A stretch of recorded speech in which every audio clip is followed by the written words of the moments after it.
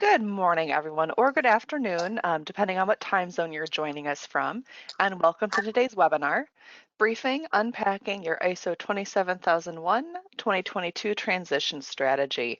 My name's Amy. I'm a member of the marketing team at the Perry Johnson Companies, and I'll be helping to facilitate today's webinar and offer technical support to our speaker. Today, we're welcoming back a returning special guest, Alan Calder of IT Governance Limited, and I'll be introducing you all to Alan very shortly here.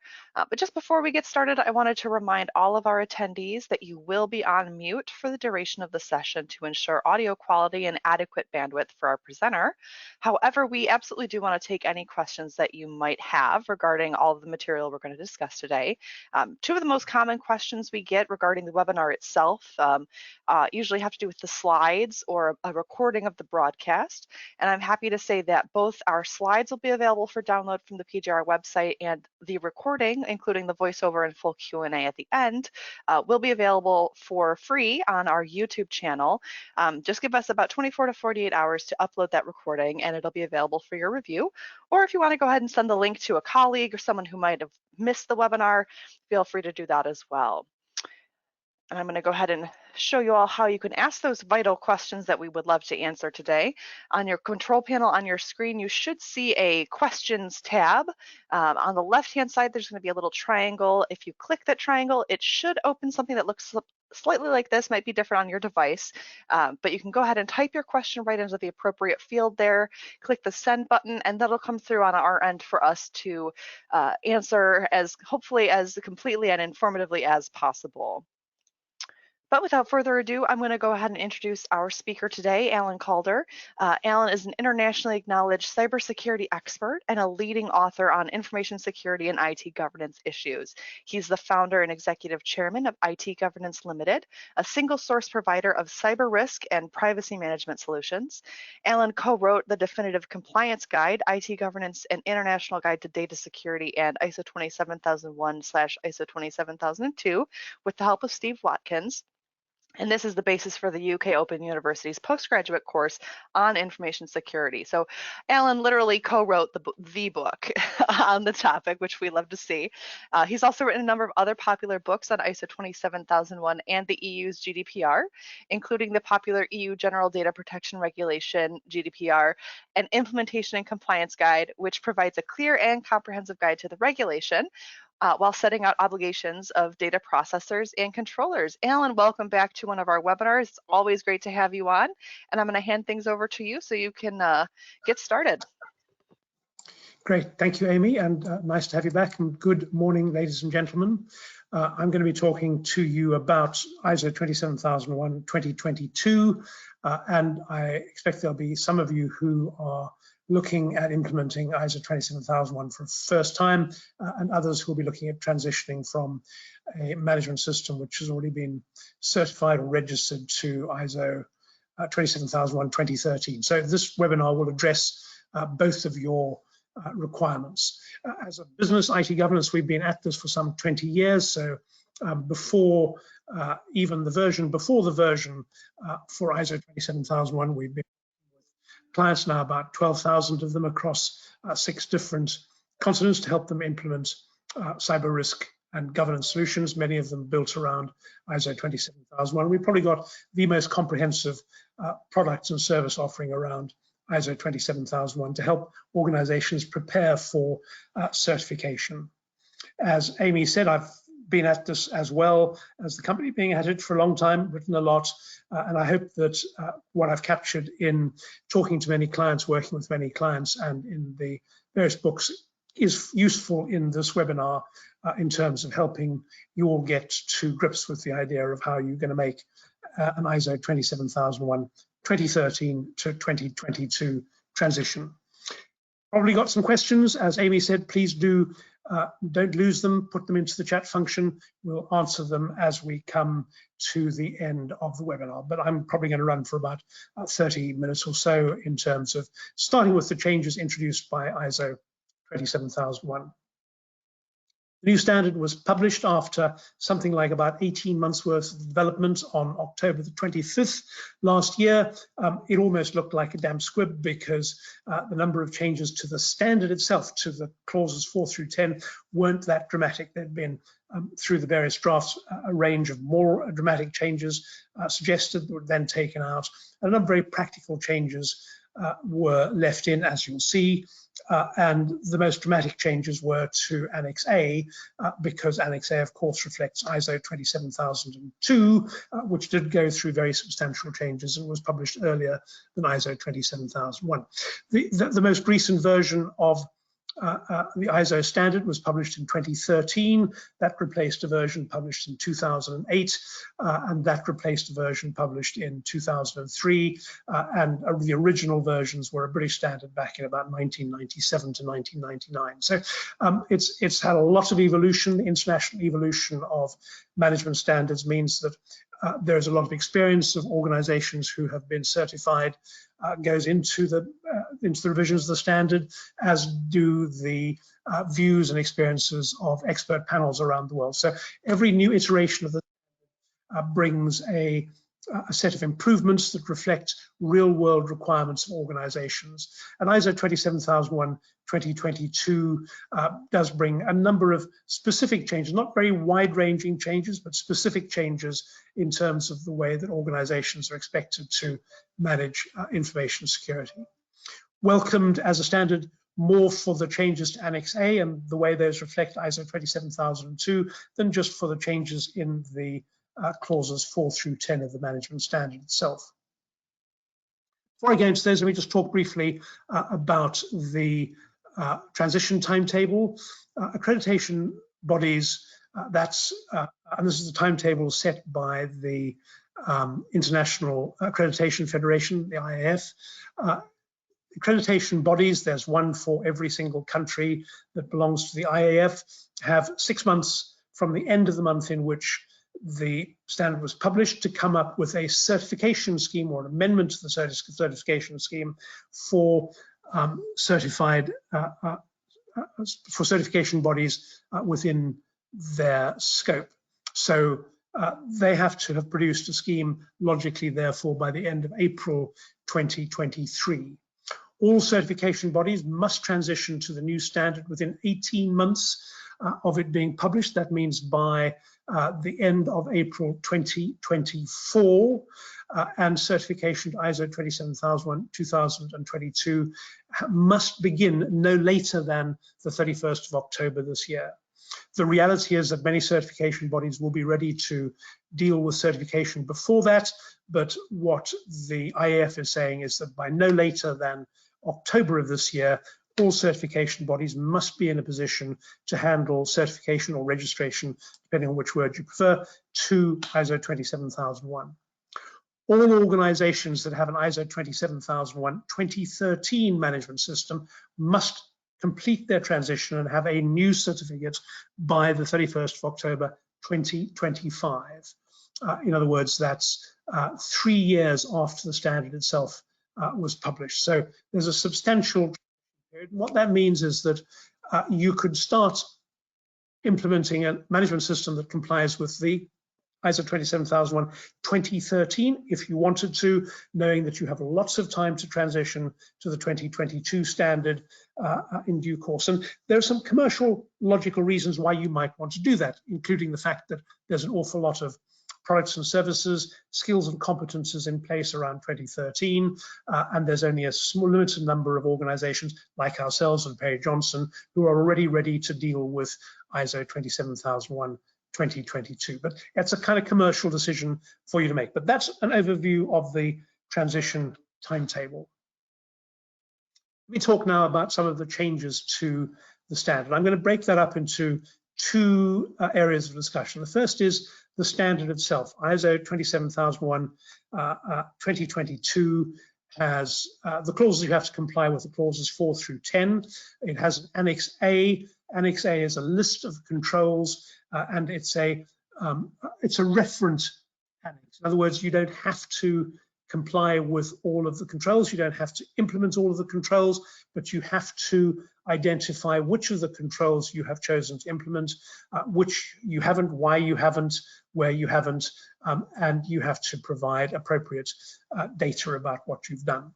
But I'm going to come to Annex A shortly. So in clauses 4 through 10, the requirements clauses of the standard, this is the clauses that say you shall do X and you shall do Y.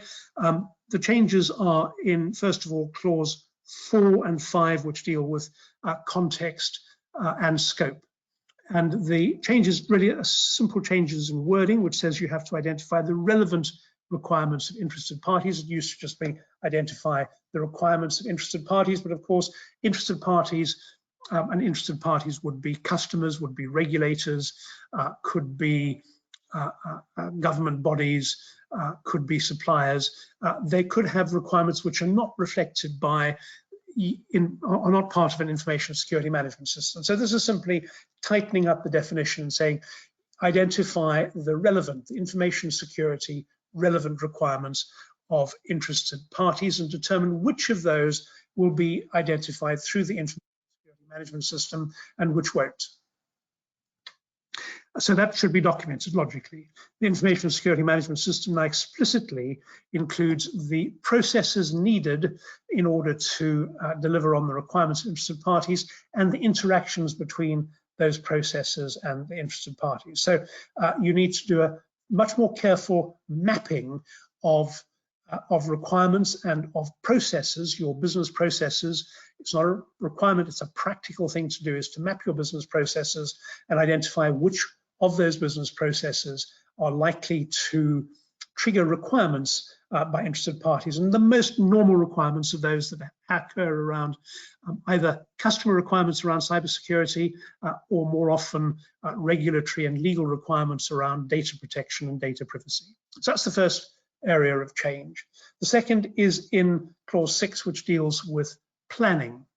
And the change again is just specific wording. It says that you always had to identify information security objectives, but now they must be monitored and made available as documented information. So that's an addition to what has to be documented as mandatory documentation.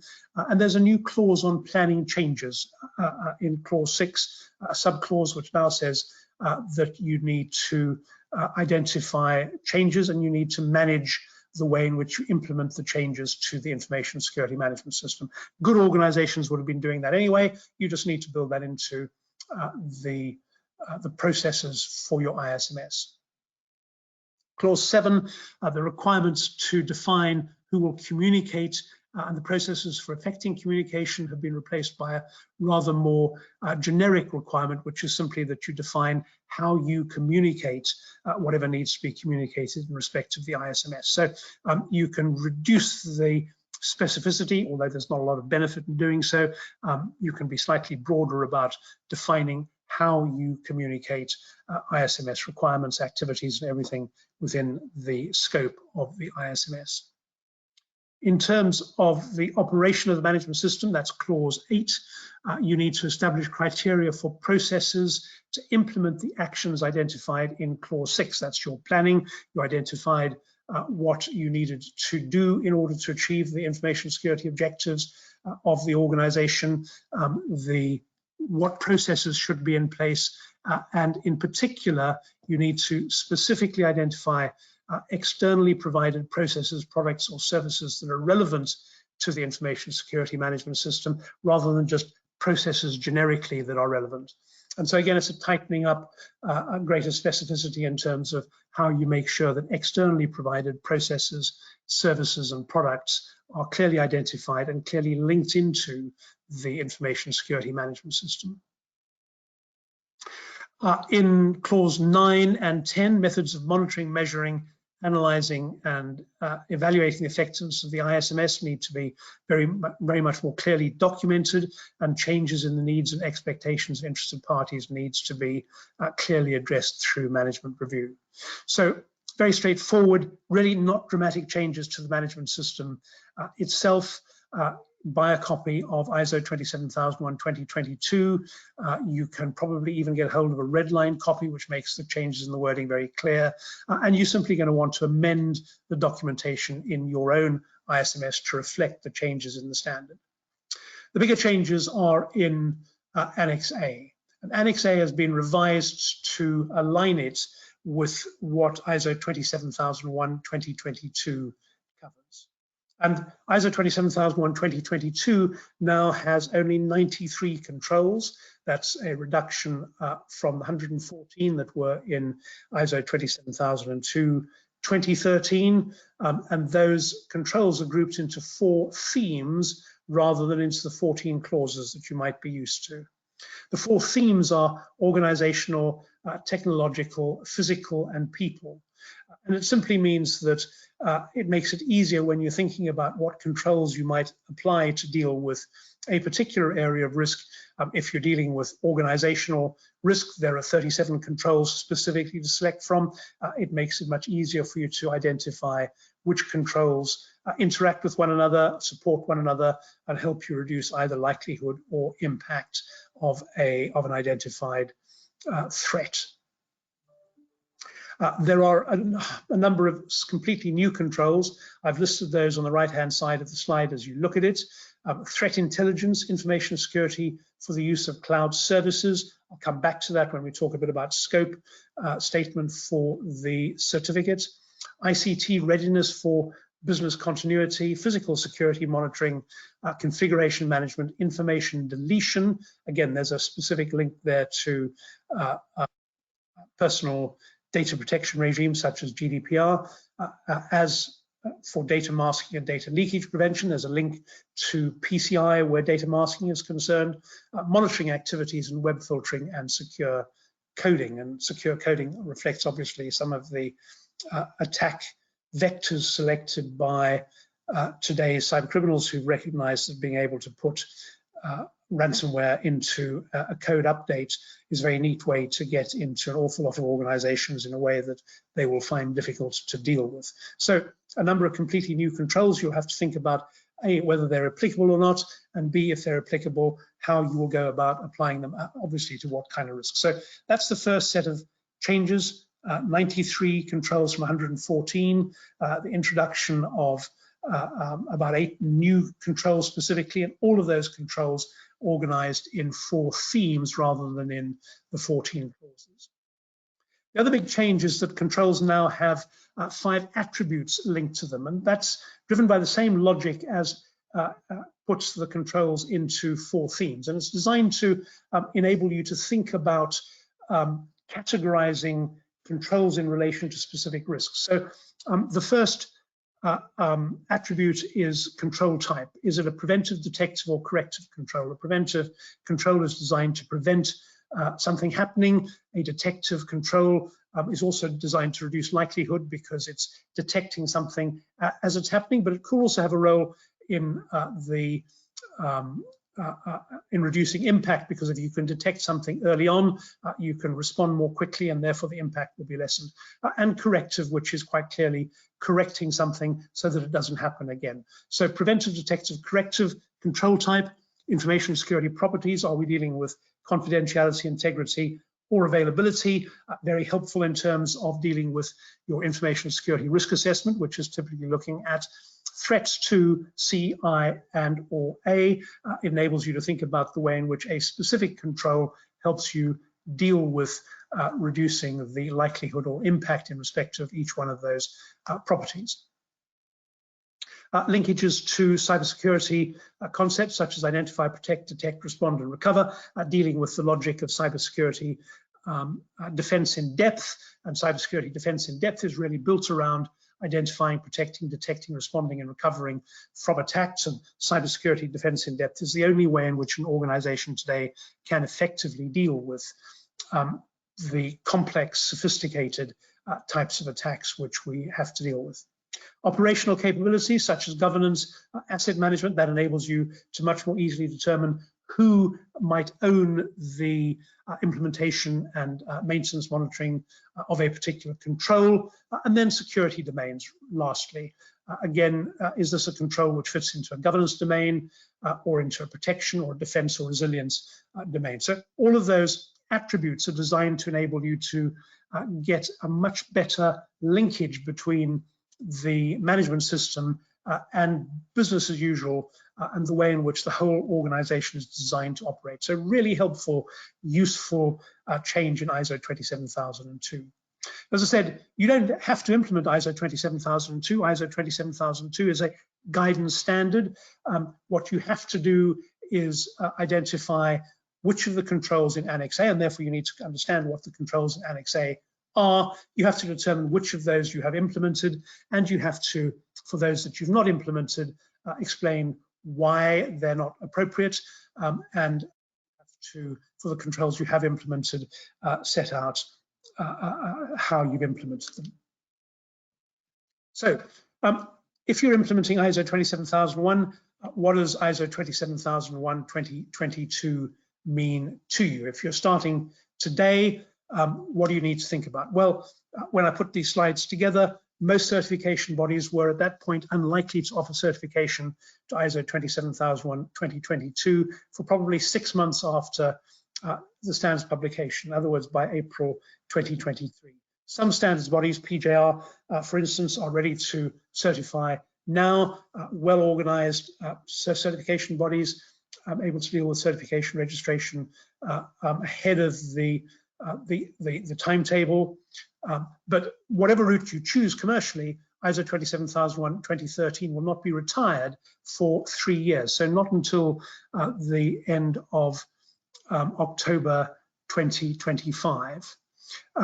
Usefully, ISO 27002-2022 has an annex that compares its controls with the ones in ISO 27002-2013. And that means that it's very easy for you to create an Annex A that links to whichever direction you wanted to the controls in the other standard in a way that enables you to explain what you have implemented and what you haven't implemented. So you could, for instance, simply take an ISO 27002 Annex A, map it to the controls in Annex A 27030 and say, that's how we comply. This is what we've implemented, and that's the end of the story. You don't need to do anything more complex than that. Whatever happens, you will need to transition to comply with 2022 by October, the end of October 2025. That's a mandatory global Internet Accreditation Forum requirement. So if you're already certified, it kind of follows on from what I've already said, that the first thing you need to do is recognize you've got 3 years to make the change. So there's a commercial decision about when you transition. It's not as challenging as if you're starting off, because if you're starting for the first time, you've got to decide, am I going to do 2013 or 2022? If I'm going to do 2022, there might not be many organizations who can provide support. There might not be a lot of tools and training available. From IT governance, of course, you'd expect us to be first in the game. But if you're transitioning, you've got 3 years. So that means there's no rush. You can afford to make the decision on the basis of what your commercial priorities are. Are there, for instance, commercial benefits in being the first in your sector, the first in a region, the first in a particular industry to proclaim you've achieved ISO 27001-2022 certification? There might not be.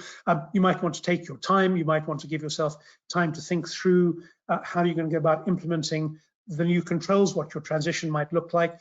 More challenging for large organizations for large organizations, smaller ones, because large organizations will have complex control implementations that might flow across multiple teams, and so working out how to make the transition could be more complex. But you can make a timetable decision on the basis of what your commercial realities are. Once you've worked that out, check whether, or as you're working out, check whether there's an opportunity to make a transition earlier than 3 years away. If, for instance, you have a existing management system certification due to expire between today and the end of October 2025, you can make a decision that actually you'll take advantage of that and you'll make your transition so that your renewal certification will be to ISO 27001-2022 rather than 2013. But again, that's a commercial decision. What can we actually manage in time? You've got to negotiate with your certification body to be able to do that. One advantage of implementing the new controls is that they're identifiable by attributes, so it's much easier to focus your selections around what you are trying to do in terms of confidentiality, integrity, availability.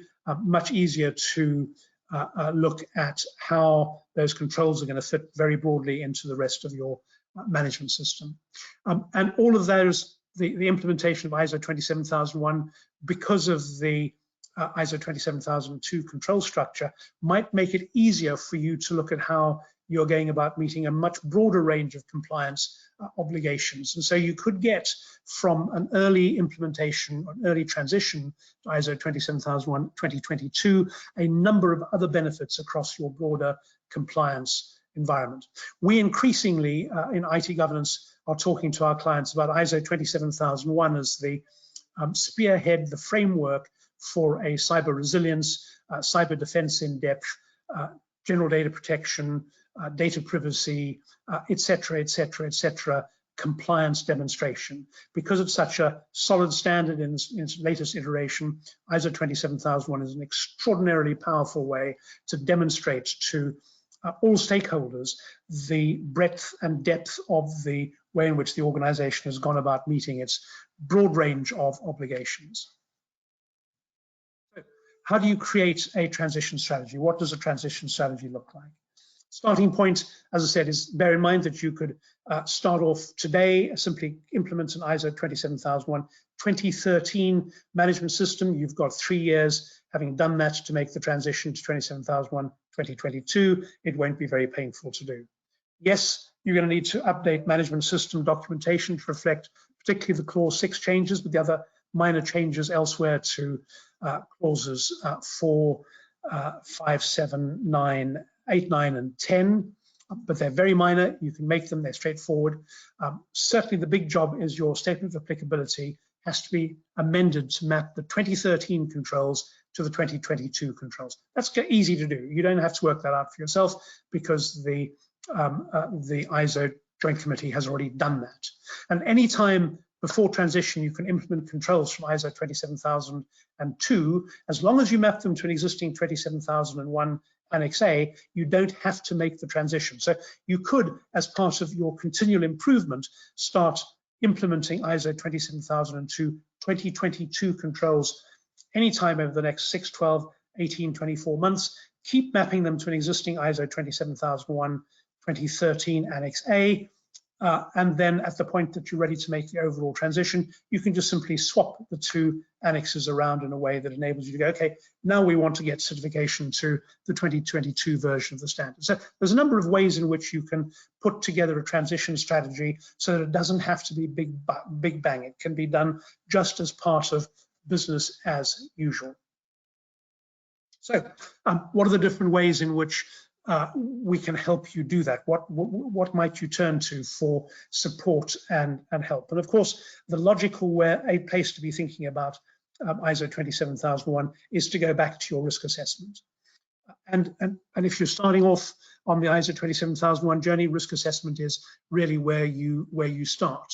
The logic of ISO 27001 is that you are trying to establish a risk management framework, a governance, risk management, compliance framework that is going to work across the whole of an organization. Yes, you can limit scope to meet a specific set of client or regulatory requirements, but the real benefit of ISO 27001 comes from a cross-organization implementation. So typically you'll have a formal risk assessment, deploying a formal risk assessment methodology that might be reflective of ISO 27005 or of the NIST risk assessment framework. But fundamentally, you're going to have a risk scale, a risk appetite, and you're going to have a methodology which is capable of demonstrating consistent results so that whoever does the risk assessment will arrive at the same kind of determinations. It's not going to be dependent on subjective judgment of individuals. You're going to identify risks in respect of how they impact confidentiality, integrity, availability. You'll analyze them to work out which threats and vulnerabilities apply to each of the critical assets that you're dealing with. And you'll look at whether or not there's a threat that can exploit a vulnerability, and you'll then evaluate the impact on the organization if it does. That enables you then to think about what type of control are we going to put in place to reduce likelihood or to reduce impact to a level of acceptability. Remember that it's not about eliminating risk, it's about reducing it to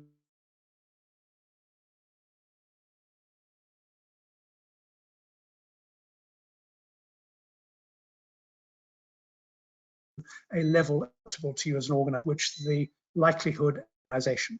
So core of your ISO 27001 do continue to be a risk assessment, and so you'll probably want to be aware of the fact that ISO 27005 has also been updated. Again, it's not a mandatory standard, it's a useful place to go for support and assistance, but you might want to be thinking about the way in which you can address that. And logically, you might look at ISO 27001 transition training courses. So we offer, for instance, a training course which is designed to help people make a transition from an existing 2013 lead implementer, lead auditor, internal auditor qualification to one which is in line with 2022. You can book now to go on a 2022 lead implementer or lead auditor training course and go on that within the next month or so. We can help you do an ISO 27001, much more of a tailored gap analysis, particularly useful if you're thinking about how you might address this, what your project might look like. You might simply think about what does the transition need to look like and say I want a 2022 gap analysis on my existing ISMS. Or you might get us to come and implement a fast track where we basically do the job for you, we consult with you, but fundamentally we implement the management system for you. So there's a number of ways in which IT governance can help with what you're trying to achieve. And that, ladies and gentlemen, brings me to the end of what I was planning to say in terms of the way you might approach your ISO 27001 transition. So that means that if you have questions, we're very happy to deal with them. And there's a number of ways you can get in touch with us to follow up, but most usefully, hopefully, if you have questions that arise from this or any related matter, please do put them into the chat. If there are any, Amy will pick them up, share them with them, and I'll attempt to answer them. Absolutely. Let me go ahead and open that up right now, and we'll see if we've got anything from our curious audience to answer. All right, let me see what we've got here. Okay, to those who are asking about the availability of the presentation after the broadcast has ended, the slides and the recording will both be available for your review. The slides will be downloadable from the pjr.com website, and the recording, including the full voiceover and the Q&A here, will be on the PJR YouTube channel, usually within 24 to 48 hours, depending on how long it takes to download and process the video recording. All right, let me see then what questions we've got here. Some compliments for you, Alan, on the thorough presentation. All right, we've got a query here from Claire. Claire's not sure if the question may be applicable to the webinar, but Claire says, I've just been asked a question about NIS2 directives in the EU, and specifically whether this affects our current ISO certification. As we're talking about the ISO, I thought I would ask, but don't worry if it's not appropriate for this session. Sure. So NIS2 is as you obviously will be aware, is an advance on NIS1 in terms of requirements for critical national infrastructure. ISO 27001, there is not a specific requirement in NIS2 to make the transition quickly or immediately. I would approach ISO 27001 2022 from the perspective of how do you fit a transition there into your NIS2 compliance. And I'd be looking at the attributes of controls and looking at which of those controls are very specifically NIS2 linked, and there are a number which quite clearly will link into the NIS2 requirements, and I'd be planning my transition so that it's part of how I transition to NIS2. I hope that's helpful. Yeah, Claire, if you have any further follow-up questions, do let us know. Um, just as a follow-up in general to anyone, if you're looking into things as things develop, we do have another session of this same style webinar, the briefing about the transition to 27001 2022. We have another session scheduled for March 23rd, so a month from today. You're more than welcome to join us for that webinar as well. We may rehash some of the same information, but there may also be new details as anything develops or we learn more about the transition. Bob is asking about the availability of the presentation. Yeah, again, Bob, thank you for your question. The slides will be available from the pgr.com website, and the recording will be on the PGR YouTube channel. Um, in addition, I mentioned our other ISO 27001 transition webinar. We do also have, for those who are curious or interested, tomorrow we are hosting a 27701 webinar with John Laffey, who is our basically our IT guru here at PJR. He's very busy, so we're lucky we got him on for a webinar. You're all more than welcome to join us for that as well tomorrow at 11 Eastern Time. The link to register should be on the PJR website. If you go to the training tab in the menu at the top of the web page, it should drop down to upcoming webinars or webinars, and the link to register will be on that page as well. All right, we've got a question here from Nigel. Nigel asks, just to confirm, the statement of applicability can be amended with the 2022 controls, which are also listed in 27002. Is that correct? So for a 2022 certification, you're going to need to replace your existing Annex A with an Annex A which lists only the ISO 27002 controls. What you can do, quite simply, because in ISO 27002, those are maps to the existing 27013 controls, is you can simply go, here is an Annex A which will by definition comply, and you can link to the controls that you have in place, and you can go, these are already implemented.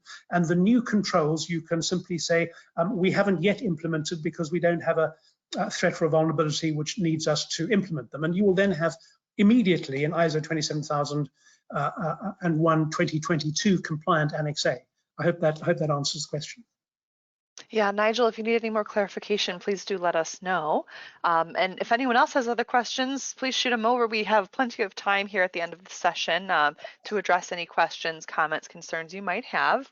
But just in general, Alan, do you have any predictions for the next month, what we might see, if anything new, or anything we could share on the next session?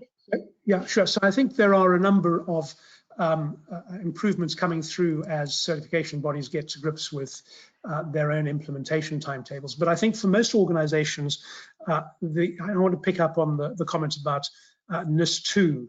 The real thing to be thinking about isn't just so much how do I make the transition to ISO 27001 2022. It's really how do I make ISO 27001 of our governance, risk management, and compliance program. One of the things you can do with ISO 27001 is you can add into the scope of the management system other management standards. So a standard like ISO 27701, which Amy, you mentioned, is a standard for a personal information management system. It can only be certificated for organizations who have ISO 27001. But what it does is demonstrate that you have put in place all of the procedures and processes necessary to comply with a broad range of privacy regulations. And you could therefore have a management system certificate which says from Perry Johnson, this organization complies with ISO 27001. The scope of compliance is name of the organization, including ISO 27001 full Annex A and ISO 27701. So you'd have a comprehensive certificate saying that you have ISO 27701 implemented.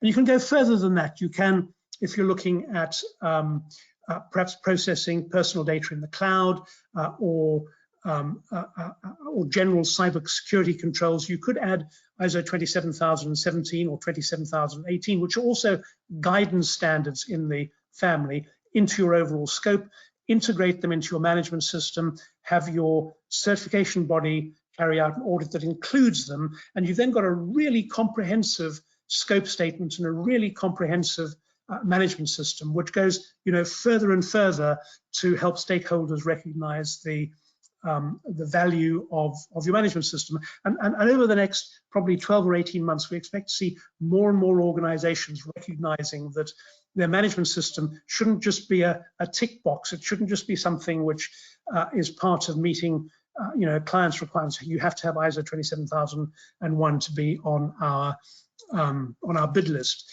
but it becomes a key part of making sure that as an organization, you're never in the headlines because of you had a ransomware attack they broke in 6 months ago and you didn't find out about it, and now you've got everything down for the next 2 weeks while you try and figure out what to do, try and bolt the door off, the horse is bolted. You put yourself in a place where you're just not going to be that organization, and that makes the investment in ISO 27001 and related standards, getting it right, doing it really thoroughly, so worthwhile, because it becomes the bedrock for an organization to thrive in an environment where cybercrime, data protection are going to become, we kind of say there's only 3 things in life which are certain these days: death, taxes, and cybercrime. And you've got to approach cybercrime and therefore ISO 27001 from that perspective. Great, thanks, Alan. We've got another question here from Nigel. Nigel asks, what did you say was the best way to show continual improvement as we work on our transition? So the simple logical way to do that, you have an ISO 27001 2013 Annex A with all 114 controls. That's cool. You look at the controls in 2022, and the first thing I'd suggest you do is look at which of those controls map exactly to controls in Annex A that you currently have. And I would just simply make the amendments. I would say this control is now implemented, is now mapped to, remember Annex A is a reference control set, we're now mapping it to this control in 2022. Done. That's straightforward. There are then some controls where the guidance in 2022 is different, or it's one of the new controls in 2022. And you could choose from an implementation point of view, assuming that you've been able to identify a threat, vulnerability, and an asset to which they relate. You go, okay, this specific control, secure coding, for instance, is applicable to these assets, this process. We're going to implement it in June. Here's our plan for implementing it. And when we implement it, we'll update Annex A. At that point, we'll say Annex A now maps to this control in 2022, and here's the implementation detail. So that you, step by step, produce a mapping from ISO 2013 to 2022, where gradually all of your 2013 controls are mapped to a 2022 control. When the job is complete, you just simply swap it around. You go, okay, we're now going to drop the 2013 Annex A. We're going to replace it with a numbered 2022 Annex A. Job done. All right, great. I've got a question for you here from Mona. Mona is asking, which of the new controls do you think is most relevant to start with if you'd like to avoid risk in today's risk landscape? Well, that's where my answer is ISO 27001 is a control. It's a control against the likelihood of any one of the huge range of cybercrime, cyber threats out there exploiting the huge range of vulnerabilities inside your organization with the impact that you could go out of business. So the simple answer is you implement ISO 27001. Inside ISO 27001, which controls, because there will be controls, not one control, that you would prioritize will be driven by the either the asset that you prize most or by the biggest exposures that you have, and that's where the kind of risk assessment comes that you need to do for your own organization. You look at what are our crown jewels, what will kill us if we lose, if they're compromised, and then you think about how you protect those and you select the controls to protect those. All right, thank you for that. We've got a question here from Tim regarding risk. Tim wonders, what's the best way to link ISO 27001 risks to enterprise risks? He says enterprise risk often bats away low value risks. Sure. So the rewriting of ISO 27005 is specifically done so that it links to ISO 31000. ISO 31000 is the enterprise level risk management framework. It's very generic. ISO 27005 has now been redrafted so that it maps perfectly to that. So that's the first thing to be aware of. The second thing to say is, of course, whether it's enterprise level or information security management level, it's a management decision as to what you do with low-level risks. There's no obligation on you to control a low-level information security risk, none whatsoever. The whole point about setting clearly management risk appetite is because that enables you to objectively say, well, management said low-level risks they're not concerned about, so we're applying no controls to them. And that, from an ISO 27001 point of view, is a perfectly legitimate and not unusual approach for an organization to take. So practically speaking, it should be very easy for you, both from a standard interaction point of view, as well as from a practical management and operational point of view, to deal with low-level risks. All right, thanks for that question there. We've got a question from Matt. Matt would like to know, Alan, what's your preferred setup for the documentation for 27001-2022, such as the ISMS manual, SOA, and Annex A as separate documents? From a technical point of view, there is a small number of documents which are mandatory. What we would normally recommend to clients to do is to have a comprehensive suite of documents, though, which include the mandatory documents, because you want to be able to manage consistently processes across the whole of the management system. So I would probably look for a way in which I can get integration between, and I'd preferably use software to do risk assessments. I'd look for a way in which I could link my risk assessments to my documentation, preferably have the risk assessment output the statement of applicability. When I update my risk assessment, I'd want it to automatically update my statement of applicability. I'd want my statement of applicability to automatically link to the relevant procedure documents in my management system. So I kind of look for an automated solution that enables me to do all of those things. I'd want to see documentation available to all of the staff who need to see it. So in some PDF format. Some of the documentation needs to be available to third parties, obviously. I'd want the risk assessment information to be available to my risk assessment risk owners. I'd want it to be available at a kind of dashboard level to management so that they can see how the various risks are being dealt with. I don't know whether that answers your question at all. Yeah, Matt, if you have any further follow-up questions, please do let us know. We've got another follow-up question or request for clarification, Alan, from Nigel again. Nigel was hoping if you could clarify the transition period. He says there was mention that we must begin transition October this year, but we have until October 2025. Is this correct? Okay, so the requirement is that certification bodies must have themselves transitioned their certification capability to ISO 27001-2022 by October 2025. That's certification bodies, so that's PJR and so on. So they have to be able to provide by then certification to ISO 27001-2022. You as an organization with an information security management system, you have 3 years to make the transition. So the requirement for CBs to make the transition is so that if you want to go more quickly, if you want to get a 2022 certificate within the first 12 months, the CB must have made the transition and be ready to do that. But you don't have to. You've got 3 years to make the transition. So you can plan it from in terms of what's going to suit your own commercial and business requirements and do it in the timetable that works best for you. Of course, you've got to agree that with your CB because they've got to do the audits, they've got to do all that kind of stuff, but you've got 3 years, and at the end of that 3 years, you have to have made the transition. And we would normally say, don't wait, because there will be a number of people who do, and so there will be a cram in the last few months of people desperately trying to get it done. It's always sensible to make sure you get certification done ahead of the deadline. Absolutely. Nigel, hopefully that was clarifying enough. If you do have any more follow-up questions, let us know. I don't see any other new questions in the questions box, so we'll start wrapping up. Again, for those who either joined us late or if you wanted to share this presentation with someone, we will have the slides available on the PGR website, and the recording will be on our YouTube channel as usual, completely free for you to review or share as you wish.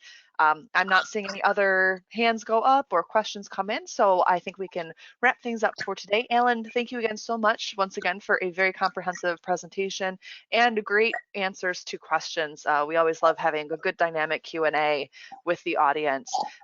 So I'll leave it at that. Hopefully we'll see some of you tomorrow on our 27701 webinar here at PJR. And if you have any follow-up questions, maybe you hear some news throughout the next month and you want to join us for our subsequent 27001 transition webinar with Alan, we would love to see you all on that as well. But any parting words of wisdom, Alan, before we sign off for the day? Well, the obvious one, which is that cybercrime is getting more and more serious. So don't let finance teams worry about whether we should be spending money or not get in the way of making sure you don't have to spend a lot of money on dealing with the consequences of not having adequate security in place. ISO 27001 is the way to demonstrate to stakeholders, including your finance team, that you've got cyber security and data protection compliance licked. So get on with it. Be practical. Make it work for you. All right, be practical and make it work. That's a great philosophy to go by. I wish everyone a safe and happy rest of your week. Have a great weekend, and we'll see you on the next webinar. Bye-bye.